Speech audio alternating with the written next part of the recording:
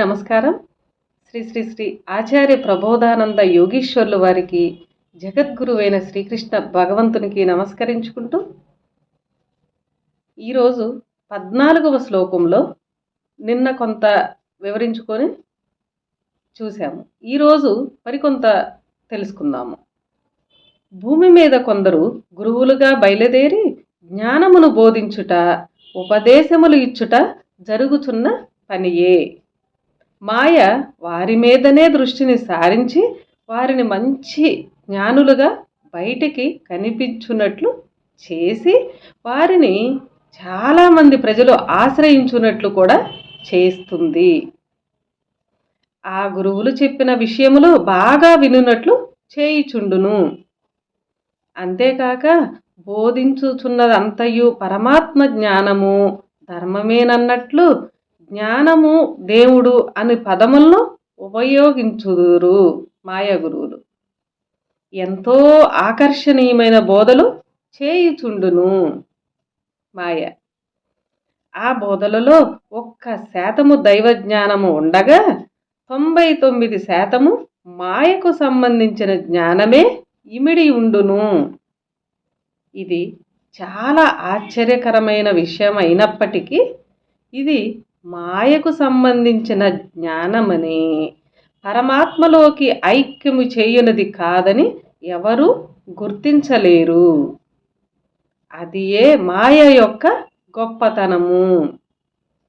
ఎంతో పెద్ద ఆధ్యాత్మిక గురువైనప్పటికీ, స్వచ్ఛమైన ఆధ్యాత్మికమును బోధిస్తున్నప్పటికీ వారి యందు కూడా చివరికి 95% దైవధర్మము లేని మాయ యొక్క బోధయే ఉండును.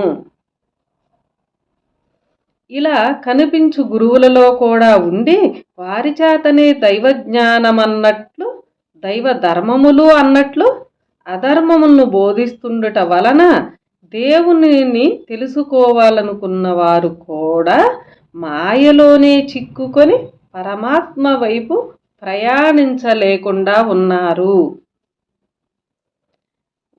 ఉన్న కోట్ల ప్రజలలో వేల సంఖ్యలో కొందరికి మాత్రమే జ్ఞానము మీద ఇచ్చ కలుగగా వారిని కూడా మాయ గురువుల రూపంలో బోధిస్తూనే, మాయ గురువుల రూపంలో బోధిస్తూనే తన వైపుకు లాగుకొనుచున్నది.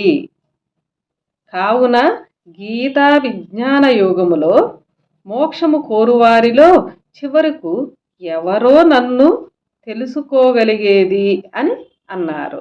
ఇక్కడ మాయ అనేక స్థాయిలలో రకరకముల గురువులను ఆవహించి ఉండుట వలన జ్ఞానము కోరువారు ఏదో ఒక గురువును ఆశ్రయించి మాయ ఆవరణములోనే చేరిపోవుచున్నారు.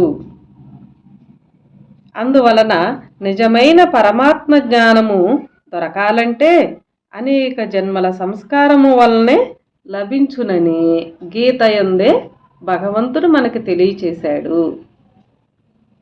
అనేక అంటే 100 కావచ్చు, 1000 కావచ్చు. ఇక్కడ కొందరికొక అనుమానము రావచ్చును.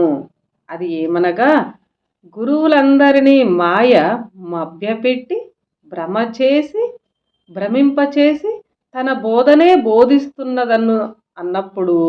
బోధిస్తున్నదన్నప్పుడు ఎవరు పరమాత్మ జ్ఞానము వారే లేరని చెప్పినప్పుడు అనేక జన్మల తర్వాతైనా వారికి పరమాత్మ జ్ఞానమెట్లు లభించును అని అడగవచ్చును అని మనందరికీ సందేహం రావచ్చును.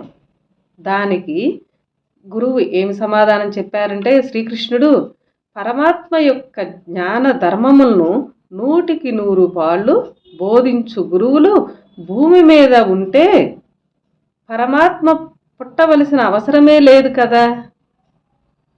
అలా తన ధర్మములు తెలిసి బోధించువారు లేని దాని వలన పరమాత్మయే స్వయముగా భూమి మీద పుట్టి బోధించవలసి వస్తున్నది.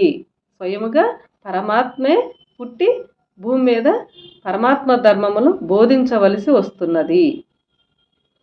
అందువలన ధర్మములకు గ్లాని ఏర్పడినప్పుడు నేను జన్మించి నా ధర్మములను తెలియచేస్తానని గీత యందే చెప్పాడు. మరికొంత వివరము రేపు తెలుసుకుందాం. అందరికీ నమస్కారం.